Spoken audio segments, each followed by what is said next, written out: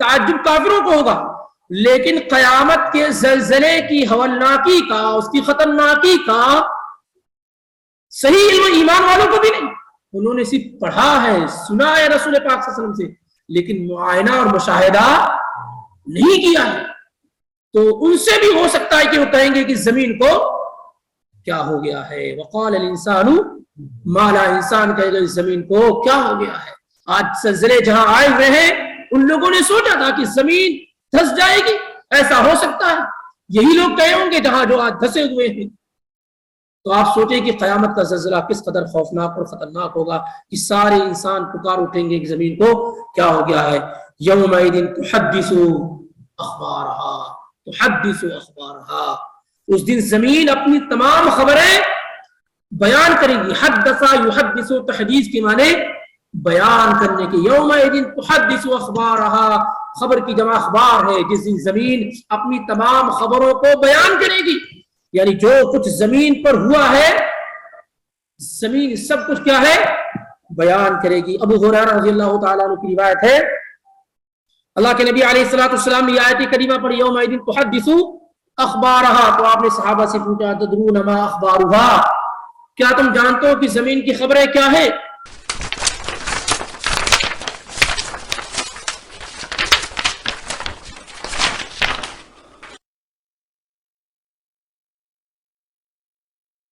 اب دوسرا جو حصہ ہے وہ چھوٹی سورتوں کا ہے، اور آج ہم اور آپ جس سورہ پہ پہنچے وہ کون سی سورہ ہے؟ سورہ کون سی سورہ ہے؟ سورہ بینہ کے بعد کون سی سورہ آتی ہے جی؟ سورہ زلزلہ.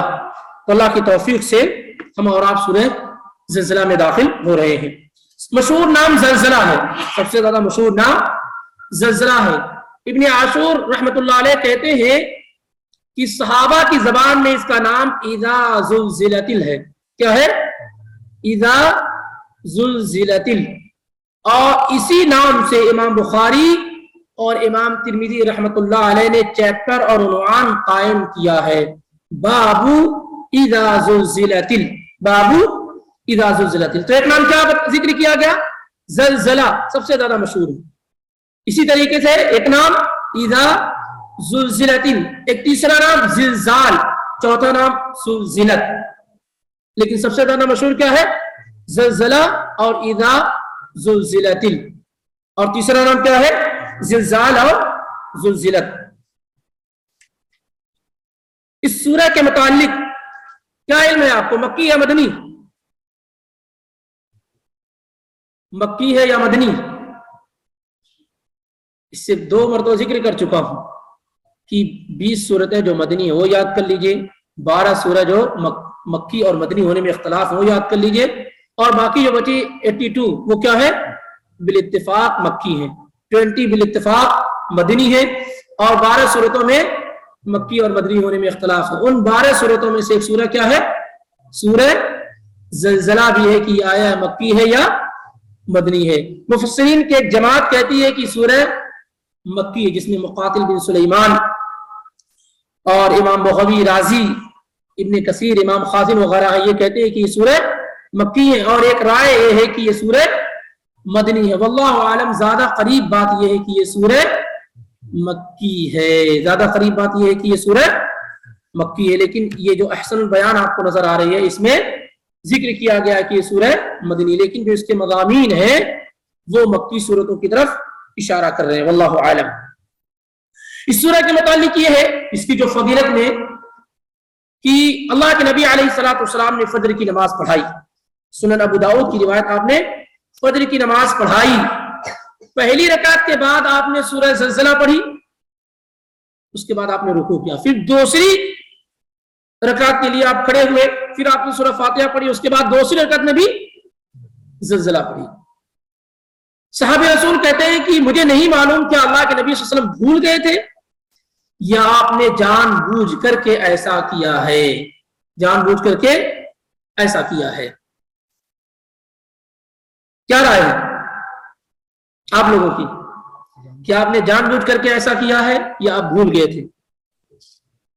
جی قصدن اور آمدن، جان بوجھ کر کے آپ نے ایسا کیا تاکہ امت کے لوگ یہ جان لے کہ ایسا کیا جا سکتا ہے. اور یہ ہے کہ بسا اوقات چھوٹی صورتیں بھی فجر کی نماز میں پڑھی اور پڑھائی جا سکتی ہیں. اسی طریقے سے ایک اہم بات ابو امامہ الباہلی رضی اللہ تعالیٰ عنہ کہتے ہیں کان رسول اللہ صلی اللہ علیہ وسلم یصلی رکعتین بعد الوتر وهو جالس یقرأ فیہما اذا زلزلت الارض زلزالها وقل یا ایھا الکافرون. آپ کو ایک بات تو معلوم ہوگی کہ وتر کی نماز آپ کی آخری نماز ہونی چاہیے، ہے کہ نہیں؟ اجعلوا آخر صلاتکم باللیل وترا، رات کی آخری نماز کیا بناؤ؟ وتر بناؤ. اور یہی درست بات ہے، صحیح بات ہے کہ آدمی آخری نماز جو پڑھے وہ کیا پڑھے؟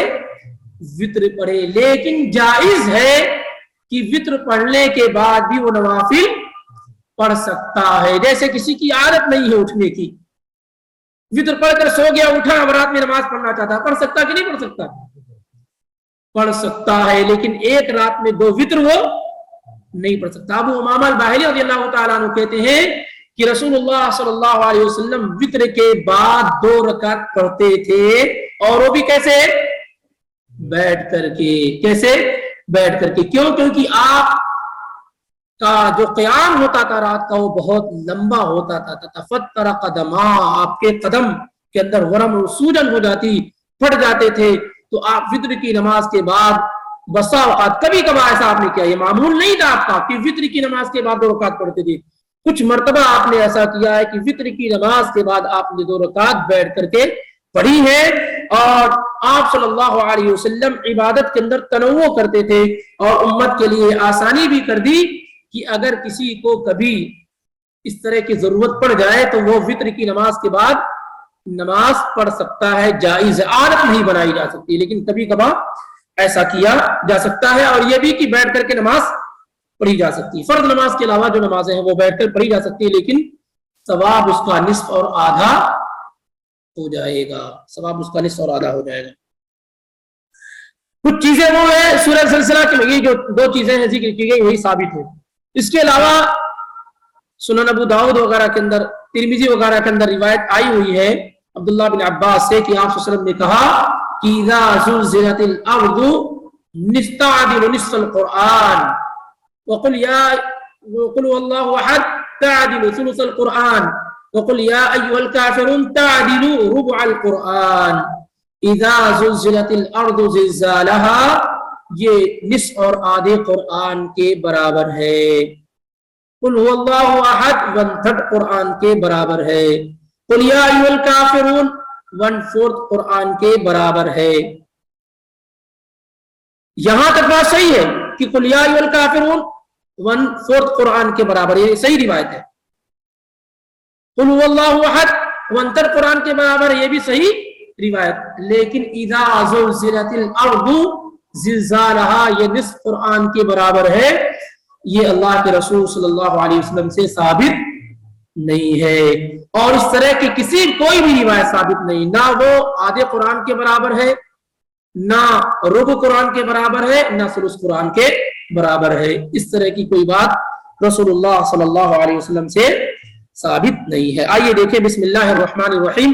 اذا زلزلت الارض زلزالها، جب زمین پوری طرح سے جھنجھوڑ دی جائے گی. زلزلہ کہتے ہیں کہ زمین کا سختی کے ساتھ ہلا دینا، زمین کا سختی کے ساتھ ہلا دینا. آپ ذرا اندازہ لگائیں کہ آج جو زلزلے آئے ہیں، اللہ تعالیٰ ان تمام لوگوں کی حفاظت فرمائے جو فوت ہو چکے ہیں، انہیں شہداء کی فہرست میں شامل فرمائے. یہ جو زلزلہ ترکی میں اور سوریا کے بعض حصوں میں جو آیا ہوا ہے کس قدر خطرناک ہے، جبکہ وہ بہت معمولی ہے. وہ کیا، وہ زلزلہ کیا ہے؟ بہت معمولی ہے، جس کو ناپا اور تولا جا سکا ہے، جس کو آپ نے ناپ کر کے بتا دیا کہ 7.8 8 پوائنٹ فلاں فلاں. ان زلزلۃ الساعۃ شیء عظیم، جو قیامت کا جو زلزلہ ہے وہ کیا ہے؟ بہت بڑا ہے، جسے کوئی شخص ناپ نہیں سکتا ہے، میشر نہیں کر سکتا. تو اس زلزلے میں جو تباہی آئی ہوئی ہے آپ اسے دیکھ رہے ہیں، اور قیامت کی نشانیوں میں سے ایک نشانی ہے वतक्सुरु ज़लाज़िल, आपने फरमाया क़यामत की निशानियों में से एक निशानी ये है कि ज़लज़ले आम हो जाएंगे, खूब ज़लज़ले होंगे। ये ज़लज़ले को ये मत समझिए कि ये जमीन का उतार नितार पड़ाव है। ये वो लोग हैं जो जमीन पर बहस करके कहते हैं नबी पाक सल्लल्लाहु अलैहि वसल्लम ने ज़लज़ले को उम्मत की बुराइयों से ताबीर किया। जब उम्मत के अंदर गुनाह ज्यादा हो जाता है तो अल्लाह ऐसी कौमों पर ज़लज़ले नाज़िल फरमाता है ताकि वो लौट आए अल्लाह के दीन की तरफ। तो जैसे ज़लज़ले वहां आ गए हम पर भी आ सकते हैं। आदमी इस ज़लज़लों से इबरत और नसीहत हासिल करे। ये जमीन का कुछ उतार चढ़ाव नहीं है और न दुनिया की कोई ताकत इन ज़लज़लों को रोक सकती है। आज आपको मालूम हो गया, रोक सके, रोकिए अगर आपके अंदर कुव्वत और ताकत है तो। ये अल्लाह का अज़ाब है जो ज़लज़ले की शक्ल सूरत में आ रहा है। ये जमीन की कोई बनावट और उसमें कोई कमी का कोई रद्द बदल नहीं है। और ये क़यामत की निशानियों में से एक निशानी है कि जब क़यामत करीब होगी तो ज़लज़ले आम हो जाएंगे। तो अल्लाह ताला ने यहाँ किस ज़लज़ले का जिक्र किया है? क़यामत के ज़लज़ले का जिक्र। इज़ा ज़ुल्ज़िलतिल अर्दु ज़िल्ज़ालहा, जब जमीन मुकम्मल तौर से झकझोर दी जाएगी, हिला दी जाएगी। व अखरजतिल अर्दु अस्क़ालहा, और जमीन अपने बोझ को बाहर निकाल देगी। सिक्ल अस्क़ाल उसकी जमा है। इससे मुराद क्या है? इमाम मुजाहिद वगैरह कहते हैं मन फिल क़ुबूर, जो लोग कब्रों के अंदर है उन तमाम लोगों को बाहर निकाल दिया जाएगा, यानी मुर्दों को बाहर निकाल दिया जाएगा। इब्न अतिया वगैरह की राय है कि जमीन के खजाने सोने और चांदी को बाहर निकाल दिया जाएगा।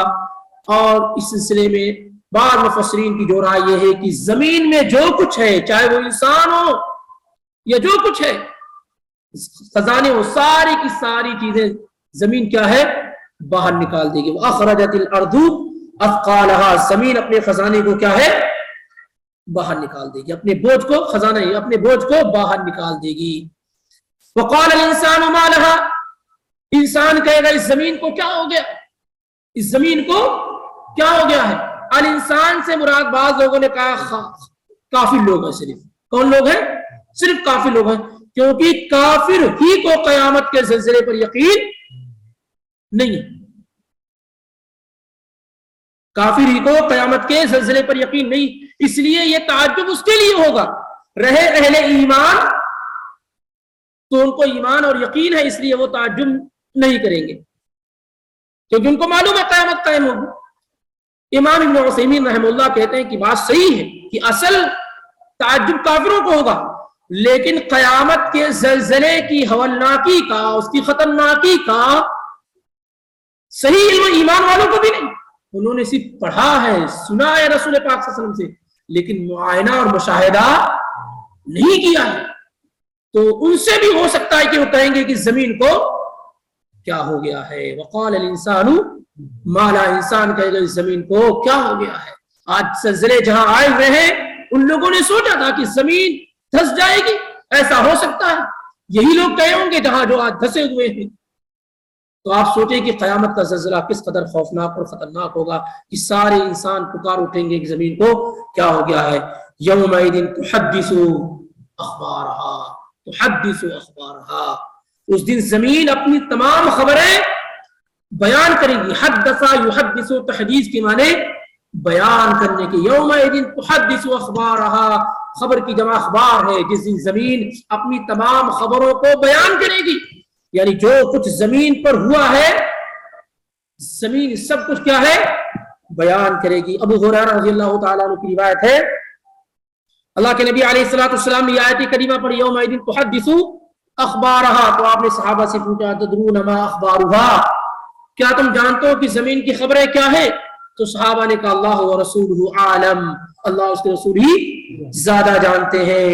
तो आपने फरमाया फ़इन्ना अख़बारहा अन तशहद अला कुल्ली अब्दिन व अमतिन बिमा अमिला अला ज़हरिहा, क़यामत के दिन जमीन तमाम मर्द औरत के सिलसिले में जो कुछ उन्होंने अमल किया है बयान करेगी। आमिला यौम कदा व कदा, इस शख्स ने फला दिन ये अमल किया, ये गुनाह किया, ये सवाब का काम किया, ये किया।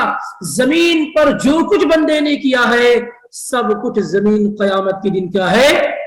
बयान करेगी। इस हदीस को इमाम तिरमिज़ी ने روایت کیا اور سنن نسائی کے اندر یہ روایت موجود ہے.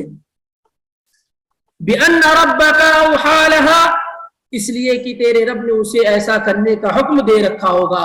اوحیٰ لہا ای امرہا، جیسا کہ امام مجاہد نے بیان کیا ہے کہ اللہ تعالیٰ نے اسے ایسا کرنے کا حکم دے رکھا ہوگا. تو زمین اپنے تمام خزانے کو بیان کرے گی. یومئذ یصدر الناس اشتاتا لیروا اعمالہم، اس روز مختلف جماعتیں یا مختلف گروہوں میں ہو کر کے، اشتات شتن کی جمع ہے، اشتات الگ الگ سرکل، گروہ، جماعت، جس دن لوگ الگ الگ جماعت میں واپس لوٹیں گے تاکہ ان کو ان کے اعمال دکھائے جائیں. لیروا اعمالہم، تاکہ ان کو ان کے اعمال دکھائے جائیں. قیامت کے دن ہر شخص کا الگ الگ گروہ ہوگا. وامتازوا اليوم ایھا المجرمون، مجرم لوگوں سے کہا جائے گا تم لوگ کیا الگ، یہ مجرموں کا، یہ کافروں کا وغیرہ وغیرہ. اس طریقے سے مختلف ٹولیوں میں ہوں گے تاکہ ان کے اعمال ان کو دکھائے جائیں. فمن یعمل مثقال ذرۃ خیرا یرا ومن یعمل مثقال ذرۃ شرا یرا. یہ سب سے عظیم آیت کہا، نبی صلی اللہ علیہ وسلم نے کہا یہ بڑی ہی جامع اور مانع آیت ہے. فمن یعمل مثقال ذرۃ خیرا یرا، ذرہ کہتے ہیں نملۃ صغیرہ، بالکل چھوٹی چھوٹی. یا یہ کہا جاتا ہے کہ جب سورج نکلتا ہے تو اس کی شعاعوں میں جو باریک باریک ذرے نظر آتے اسے.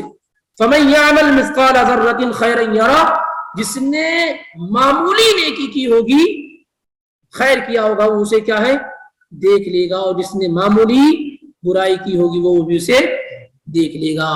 عبداللہ بن مسعود رضی اللہ تعالیٰ عنہ کہتے ہیں بڑی ہی احکم آیت ہے، بڑی ہی فیصلہ کن آیت ہے کہ ذرے ذرے کا انسان کیا ہے حساب دے.